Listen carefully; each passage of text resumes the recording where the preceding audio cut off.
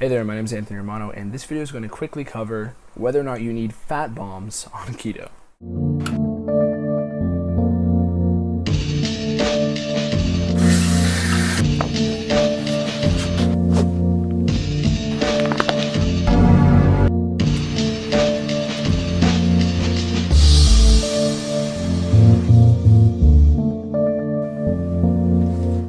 So fat bomb is a term that people use within ketogenic dieting to explain either recipes or snacks that are high in fat, and basically meals that you can have that either taste good or are just simply good recipes to have on hand that are also high in fat. So the gist is, should you be having these things? Do you need them, right? And here's the context to decide whether or not you should have them. Fat bombs, you have to understand fat on keto, okay? So fat on keto is your body's primary energy source. However, some people mistakenly think that you need to have very high amounts of fat in order to be in ketosis, in the ketogenic state. This is wrong.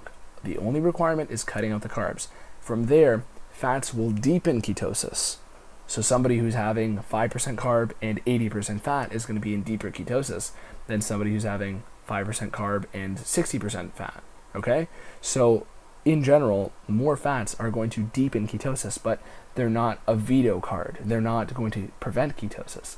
And a lot of people mistakenly think, oh, I can eat a couple slices of bread as long as I have more fat. That is the worst thing. You don't want that at all. That's going to make you basically completely turn around your fat loss and ruin your appetite because you're keeping those blood sugar spikes in place. So cutting out the carbs is most important. And from there, the fats are only going to deepen things. So if you're somebody who just wants to hit your fat goal for the day, and you don't need to hit 80% fat every single day. You need to realize this. It's good if you want to do that for the benefits of having high ketones, but let's say you're doing a keto bulk, for example, you might want a little more protein in there. If you're going just maintenance keto lifestyle and not just like a full-on fat cut, you don't necessarily need to have 80% fat. So understanding fat is important.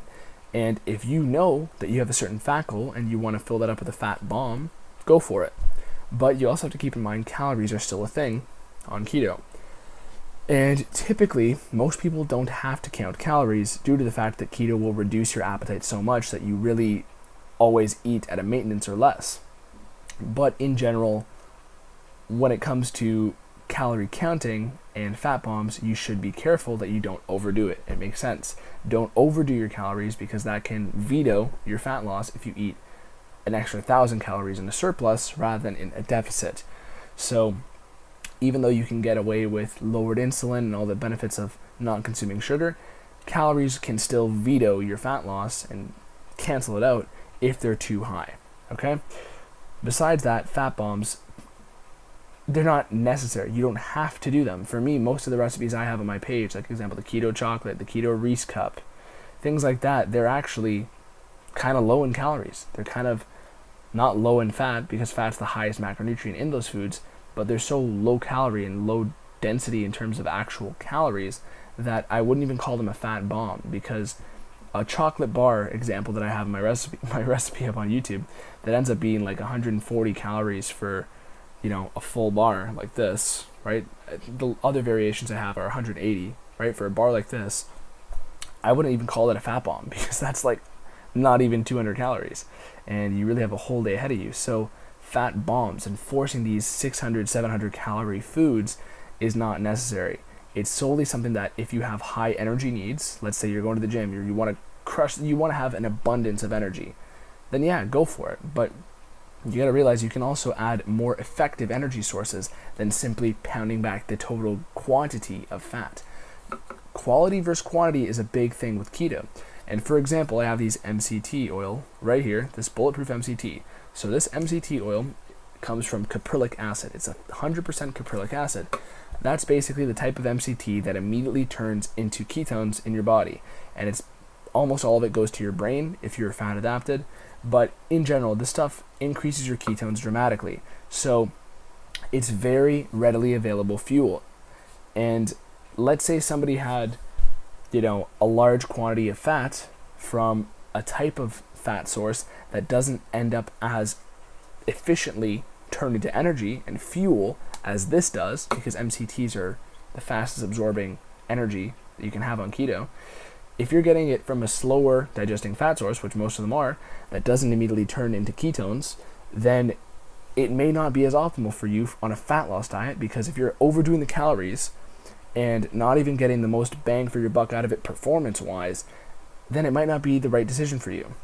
You would be better off by just having a little bit of MCT oil, ideally from caprylic acid, fully, or some ketones, basically to increase your energy and not have to worry about adding an extra 500, 600 calories. So there's also the calorie versus, energy trade-off here.